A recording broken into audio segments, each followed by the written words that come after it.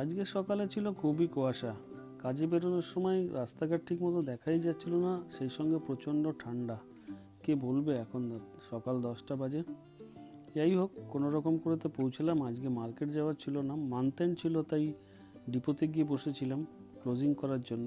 আমাদের ডিপোটা এই বরানগরের কাছাকাছি, বেলঘরিয়া ওখানে।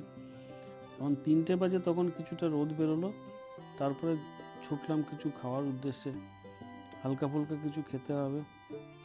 তো ওখানে খাওয়ার একটু অসুবিধা আছে, চারিদিকে সব বিভিন্ন হোটেল আছে, ফুটপাতে ভাতের হোটেল আছে, কিন্তু হালকা ফুলকা কিছু খেতে গেলে তোমাকে ফুটপাত থেকেই খেতে হবে। তো একটা লিট্টিওয়ালির কাছ থেকে 2টো লিট্টি খেলাম। ভালোই বানায়, আগেও খেয়েছি ওখানে। তবে এখানে লিট্টিওয়ালার সঙ্গে বেগুন ভর্তা দেয় না, আলু ভর্তা দেয় আর চাটনি দেয়। সব কাজ শেষ করে যখন বেরোচ্ছিলাম তখন 7টা বাজে। 7টা বাজে মানে বেশ বাইকে বেশ ভালোই ঠান্ডা লাগছিল। মোটা জ্যাকেটটা পরে গেছিলাম, তাও ঠান্ডা বেশ ভালোই লাগছিল। মনে হচ্ছিল হ্যান্ড গ্লাভসটা নিয়ে গেলে ভালো হতো, হ্যান্ড গ্লাভসটা নিয়ে যায়নি।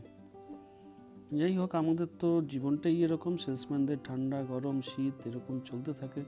সেলসের লাইফে এইরকম কার্যকলাপ চলতেই থাকে, কখনো ঠান্ডা কখনো গরম, এর মধ্যে কখনো ভোরবেলা কখনো রাত্রেবেলা এরকম চলতে হয়। যাই হোক, পরের দিনের ভিডিওটা নিয়ে পরে এক সময় আসবো।